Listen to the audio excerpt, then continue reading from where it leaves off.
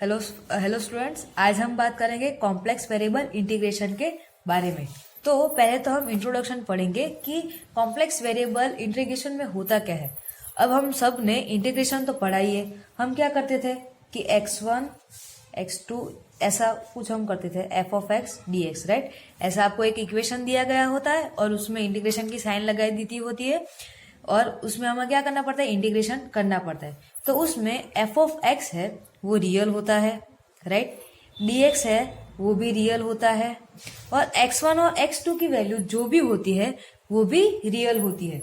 लेकिन complex variable में क्या होता है कि इंटीग्रेशन तो हम करते हैं लेकिन f ऑफ z dz में, राइट, z1 टू z2 की रेंज में, जहां पे जो f ऑफ z है ये क्या होता है, कॉम्प्लेक्स वेरिएबल होता है।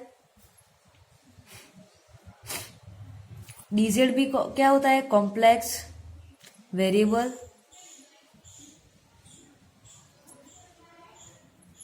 z1 and z2 both are complex variable, तो इसे हम क्या बोलते हैं, कॉम्प्लेक्स वेरिएबल इंटीग्रेशन बोलते हैं। अब आपको अगर इसका इंटीग्रेशन करना है तो आप कैसे करोगे, क्योंकि हमें पता है कि z इक्वल टू क्या होगा, x प्लस आई वाई होता है, राइट। तो आपकी लिमिट भी क्या होगी, वो भी कॉम्प्लेक्स वेरिएबल होगी और ये जो dz है वो भी क्या होगा, कॉम्प्लेक्स वेरिएबल होगा।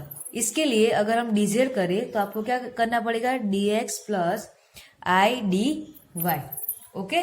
फिर हम क्या करेंगे, कोई भी जो हमारा कॉम्प्लेक्स वेरिएबल है x प्लस आई वाई, उसमें कोई भी एक का तो x या फिर y, इन दोनों में से एक वेरिएबल में उसको हम कन्वर्ट कर देंगे और हम क्या करेंगे, उसका इंटीग्रेशन में फाइंड करेंगे। फॉर द एग्जाम्पल ऑफ, मैं एग्जाम्पल लेती हूँ, evaluate 0 to 2 plus I z bar whole square dz along 1 the line y equal to x by 2 and second one the real axis to 2 and vertically 2 plus आई। मतलब कि जब हम ये complex variable में मैंने बोला कि आपको x या फिर y में कन्वर्ट करना है कोई भी एक में, तो आप कैसे करोगे। ऐसे तो आपको एक लाइन दी गई होती है जहां पे उसकी मदद से, उसके हेल्प से आप लोग x को y में या फिर y को x में कन्वर्ट कर सकते हो। चलो अब यहाँ पे क्या बोला, इवेल्युएट, आपको इवेल्युएट करना है 0 to 2 plus i z bar whole square dz along with line दी गई है। फर्स्ट कंडीशन है कि the line y equal to x upon 2 है, राइट। एंड सेकेंड आपको फाइंड करना है the real axis to 2 and vertically to 2 plus i. चलो पहले हम फर्स्ट कंडीशन के बारे में बात करते हैं। आपको क्या दिया गया है, 0 to 2 plus i z bar whole square, right. तो क्या करेंगे, पहले तो z इक्वल टू क्या होगा, x प्लस आई वाई। तो z बार है तो ये क्या, किसका कॉन्जुगेट है, z का। तो z बार क्या हो जाएगा, x minus i y, x minus i y. फिर dz इक्वल टू क्या लिखेंगे, dx plus i d y. चलो होल स्क्वायर है तो इसको पहले हम सिंप्लीफिकेशन थोड़ा सा कर देंगे। क्या होगा, x square plus y i y whole square minus 2xy i into d x plus i d y, right.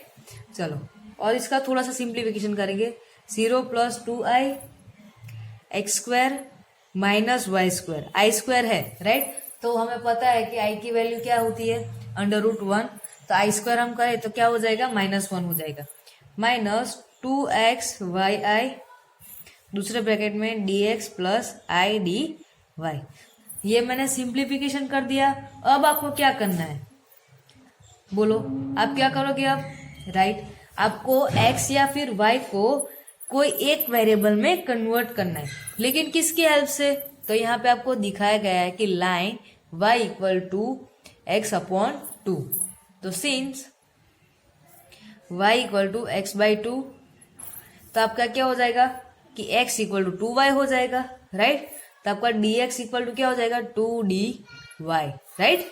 तो अब मैं क्या करूंगी कि अगर मुझे y में कन्वर्ट करना है तो y की जगह पर मैं क्या लिख दूंगी मुझे अगर x में कन्वर्ट करना है, अगर मुझे x में कन्वर्ट करना है तो x की जगह पे मैं क्या करूंगी 2y लिख दूंगी, राइट।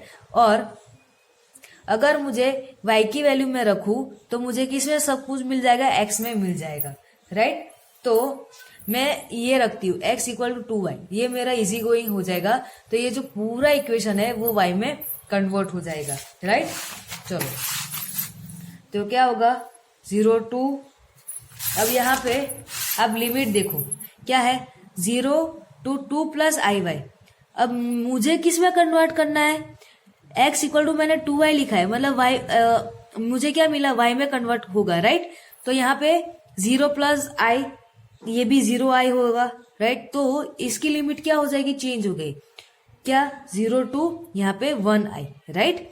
अगर मैं इसको y equal to x by two लिखूंगी तो पूरा जो है वो x में कन्वर्ट हो जाएगा।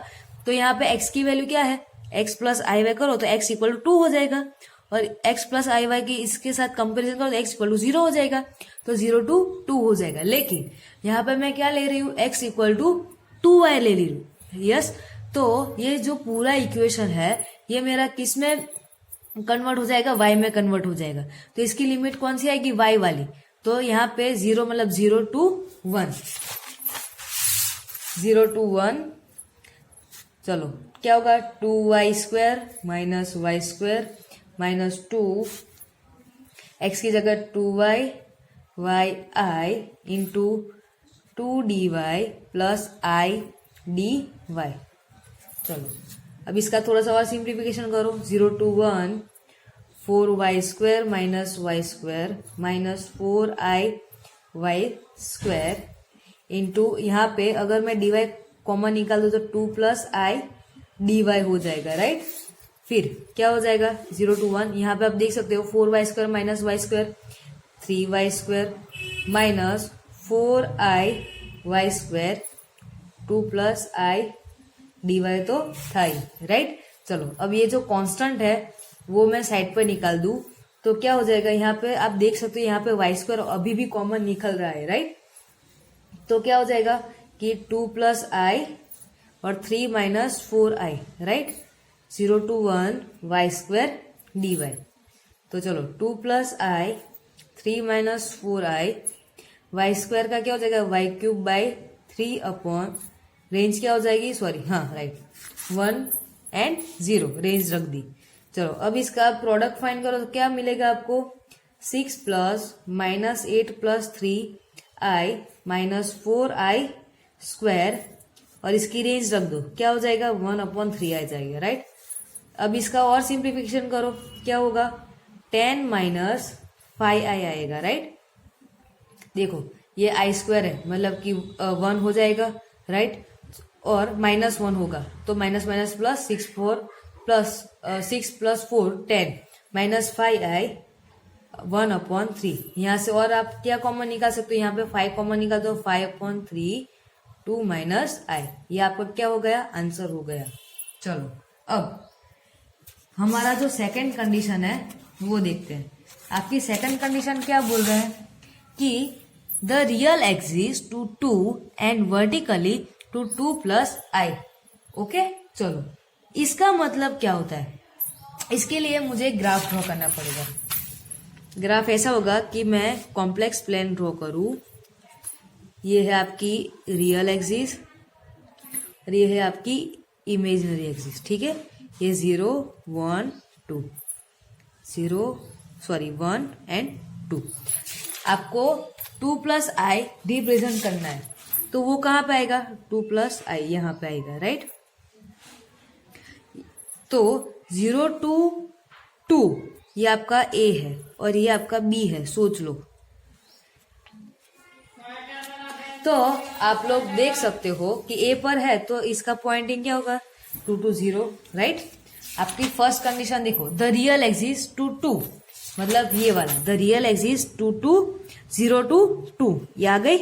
And vertically 2 plus I, vertically ये 2 प्लस आई, ओके। तो आपको इसको इवेल्युएट करना है, तो आप कैसे करोगे, आपको इसके दो पार्ट पढ़ने पड़ेंगे। फर्स्ट वन इज इसका आपको इंटीग्रेशन करना पड़ेगा एंड सेकेंड इसका इंटीग्रेशन करना पड़ेगा और एडिशन करना पड़ेगा, ओके। तो चलो क्या करेंगे हम, 0 to 2 plus i z bar square d z equal to 0 to a, ये वाला 0 to a, ये मैंने लिखा 0 to a Z square d Z plus a to b,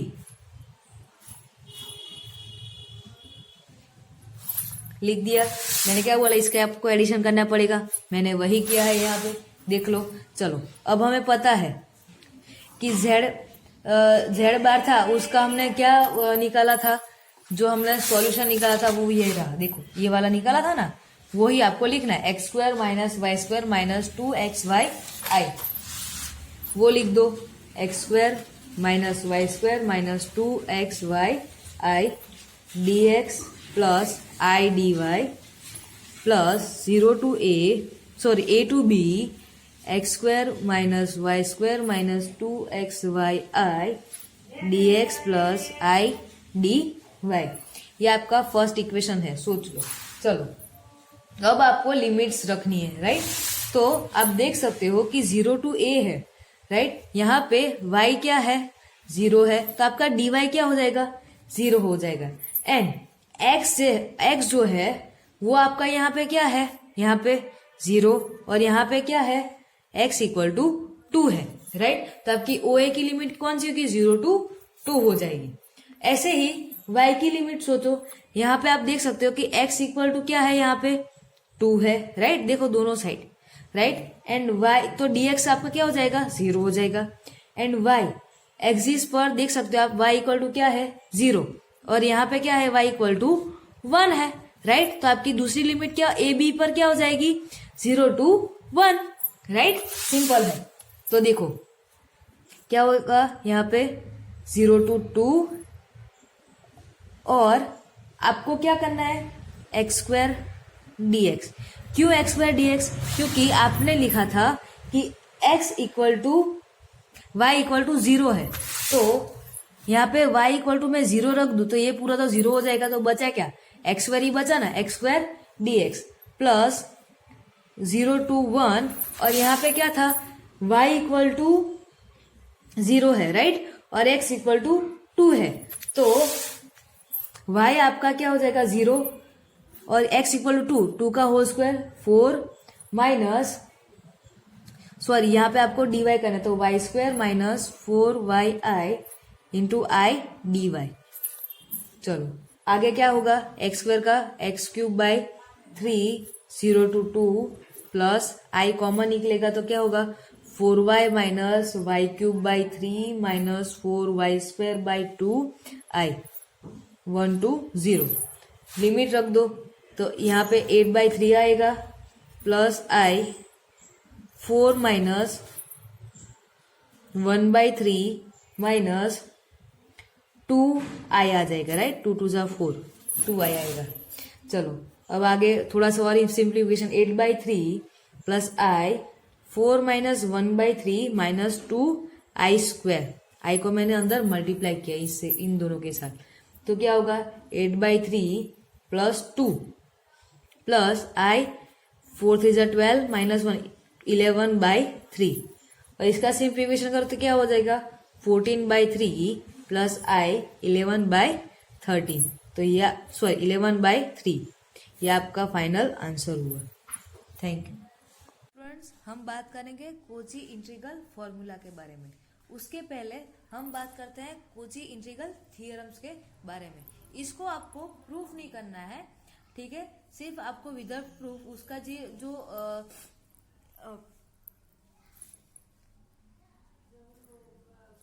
if a complex function statement है, वही आपको याद रखना है. If a complex function f of z is analytic on a simple closed curve C, then f of z dz equal to 0. क्या बोला गया कि कर्व C है, उसके अंदर ये कर्व C है, इसके अंदर f of z वो एक फंक्शन है, तो क्या होगा, वो अगर एनालिटिक है तो हम बोल सकते हैं कि f of z dz equal to 0. क्या, if a complex function f of z is analytic on the simple closed curve C. Simple closed curve मैंने C ड्रॉ किया, उसके अंदर f of z जो फंक्शन है वो एनालिटिक है, तो हम कह सकते हैं कि integral f of z dz equal to 0. चलो अब हम बात करते हैं कोची इंटीग्रल फॉर्मूला के बारे में. उसका स्टेटमेंट क्या है, if f of z an analytic function, क्या बोला गया है कि f of z analytic function है इन क्लोज्ड कर्व C. ठीक है, f of z वो एनालिटिक फंक्शन है क्लोज कर्व C में, and if a is any point with in C. क्या बोला है कि ये जो सिंपल क्लोज्ड कर्व है उसके अंदर f of z analytic function है, लेकिन उसके अंदर पॉइंट A है, राइट, जो ये सिंपल क्लोज्ड कर्व के अंदर है, तो क्या होगा, ये फंक्शन एनालिटिक नहीं होगा. उसकी वजह से इसका फॉर्मूला क्या होगा, f of a equal to 1/2πi integral f of z minus a dz. ठीक है, ये इसका फॉर्मूला होगा. और इसका थोड़ा सा हम सिंप्लीफिकेशन करेंगे तो क्या होगा, integral f of z minus a equal to ये 2πi को इसके साइड में मल्टीप्लाई करूं तो क्या होगा, 2πi f of a होगा. चलो अब इसको अगर मैं डिफरेंशिएट करूं तो क्या होगा, तो नोट डिफरेंशिएट इक्वेशन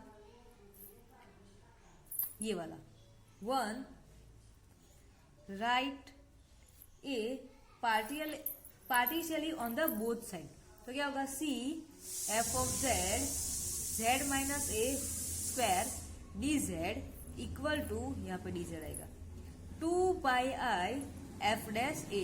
अगर मैं वन टाइम इसको डिफरेंशिएट करूंगी तो ये आएगा, अगर सेकेंड टाइम डिफरेंशिएट करूंगी तो क्या आएगा, C integral C f of z minus a cube dz equal to 2πi upon 2 f double dash a.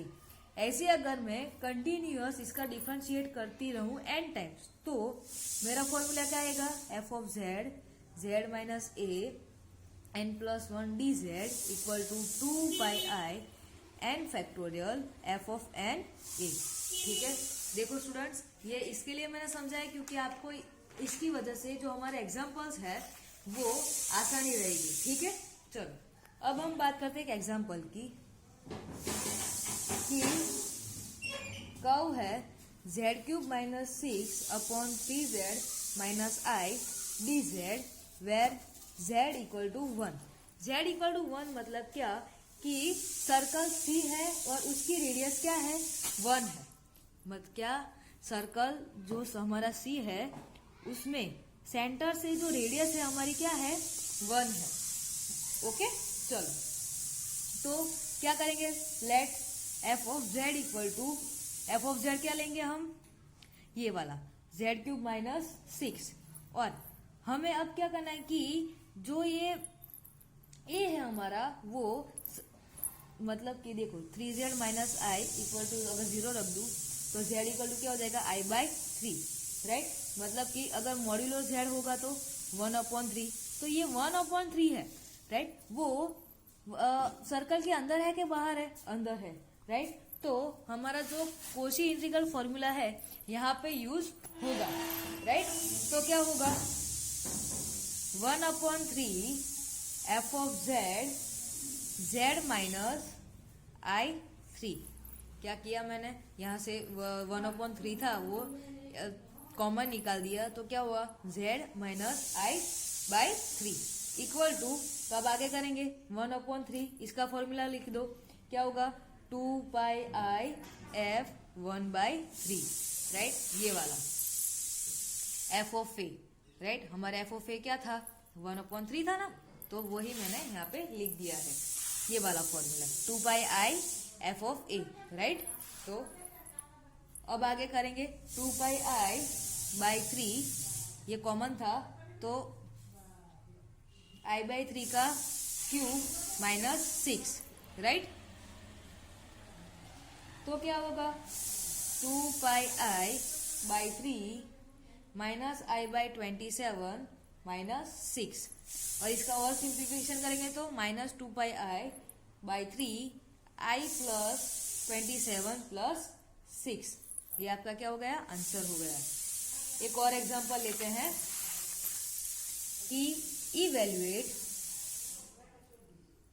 Evaluate by Cauchy's integral formula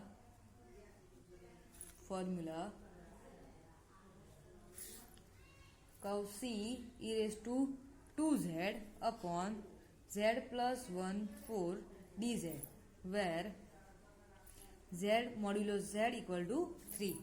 ठीक है, तो हम क्या लेंगे, लेट g ऑफ z या फिर f of z e⁻² upon z plus 1/4। अब हमारा इसका सिंगुलर पॉइंट क्या होगा z इक्वल टू -1, राइट। तो अगर ये -1 है तो ये 3 के अंदर देखो, अगर 3 रेडियस का मैं सर्कल ड्रॉ करूं यहाँ पे, राइट, यहाँ पे क्या आएगा 3 0 0 3 -3 0 एंड 0 -3, तो -1 है वो यहाँ पे आएगा, मतलब कि ये जो पॉइंट है ए वो सर्कल के अंदर है, राइट। तो लिखेंगे which lies inside C, right. तो क्या लिखेंगे बाय कोचीज इंटीग्रल फॉर्मूला क्या होगा C e⁻² upon z plus 1/4 dz equal to 2 pi I x 1 upon क्या होगा 4 है तो 3 फैक्टोरियल। क्यों 3 फैक्टोरियल, बिकॉज ऑफ यहाँ पे आप देख सकते हो कि यहाँ पे अगर जनरल फॉर्मूला हो तो वो क्या होगा n फैक्टोरियल, राइट। तो यहाँ पे 3 फैक्टोरियल जो हमारा था वो d³ by dz³ e⁻² x equal to -1, okay. चलो अब इसका सिंप्लीफिकेशन करो तो क्या होगा 2 पाई I 3 फैक्टोरियल मतलब 6 8 e⁻²z। इसका अगर 3 टाइम में इंटीग्रेट करूं तो क्या आएगा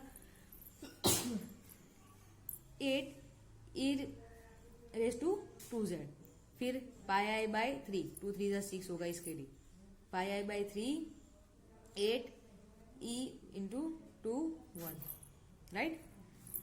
चलो तो क्या होगा 8 पाई I अपॉन 3 e⁻², ये आपका आंसर हुआ। चलो अब स्टूडेंट्स हम बात करते हैं कॉन्टूर इंटीग्रेशन के बारे में। कॉन्टूर इंटीग्रेशन होता क्या है, तो उसमें हम एक एग्जांपल लेते हैं, सॉल्व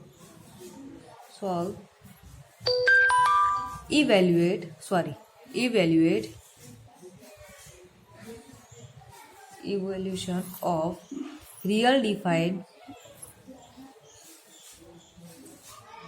integrate by contour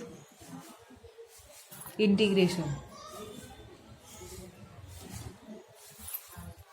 आपको ये सॉल्व करना है डी थीटा अपॉन a प्लस b cos theta equal to 2 pi √a² - b², जहाँ पे a और b है वो क्या होगा, ग्रेटर देन 0 होगा। इसको सॉल्व करने से पहले हम थोड़े से जो हमारे रिलेशंस है वो देखेंगे। z इक्वल टू होगा e raise to i theta equal to cos theta plus i sine theta. और अगर हम मैं 1/z करूँ तो क्या होगा, e raise to minus i theta हो जाएगा। तो क्या होगा, cos theta minus i sine theta. चलो अब इसका अगर मैं एडिशन करूँ तो क्या होगा, z plus 1/z equal to 2 cos theta. तो यहाँ से मुझे कॉस थीटा की वैल्यू मिल जाएगी, क्या मिलेगी, 1/2 z प्लस 1/z। और साइन थीटा की क्या वैल्यू मुझे मिलेगी, ऐसे ही अगर माइनस करूँ तो 1/2i z minus 1/z।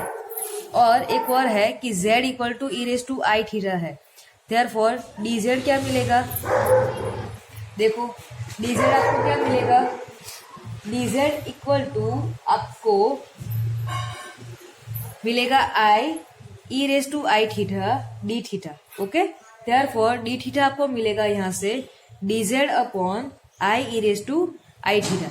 E raise to i theta equal to z है, तो मिलेगा d theta equal to dz upon i z. Okay, d theta की वैल्यू आपको क्या मिली, dz अपॉन आई जेड। चलो अब हमारा जो प्रॉब्लम था वो सॉल्व करेंगे। ठीक है, क्या था, 0 to 2 pi d theta a plus b cos theta. चलो डी थीटा की वैल्यू क्या है, dz i z, right, dz upon i z. तो लिख दूंगी सी मतलब curve. Okay, dz z i z. Okay, चलो अब ए तो था ही, बी की बी का बी, ठीक है, कॉस थीटा का क्या रखेंगे, कॉस थीटा की वैल्यू क्या है कि 1/2 मतलब b/2 लिख देती हूँ z प्लस 1/z। ठीक है, अब यहाँ पे देखो क्या कि z इक्वल टू 1 सर्कल है, राइट, वो एंटी क्लॉकवाइज घूमता है। इसकी वजह से हमने यहाँ पे 0 to 2 पाई है उसका जगह पे c रख दिया। अब यहाँ से अगर मैं 1/i कॉमन निकाल दूं, वो कॉमन नहीं बाहर निकाल दूं, तो क्या होगा, यहाँ पे 1 आएगा, हाँ, dz मतलब कि 1/a plus b/2 z² plus 1/z dz by z। अब यहाँ से 1/i c 1/2a है, राइट, 2z है, उसको a के साथ मल्टीप्लाई करो तो क्या होगा, 2az एलसीएम निकाला plus bz² plus b dz। Okay, मैंने क्या किया, एलसीएम निकाला। ओके, चलो अब आगे इसका सिंप्लीफिकेशन करो तो क्या होगा, 1/z² plus 2az upon b plus 1 dz। मैंने क्या किया कि ये जो b है उसको पूरा का पूरा कॉमन निकाल दिया, bi। ओके, चलो अब इसके आपको रूट फाइंड्स करने हैं। तो बाय जो हमारी मेथड थी, कौन सी, जो हम पुरानी वाली मेथड है वो, +1 equal to 0 b minus b plus और माइनस अंडर रूट क्या होगा, 4a² माइनस बी प्लस और minus under root 4ac upon 2। तो 4a² by b² minus 4ac, right.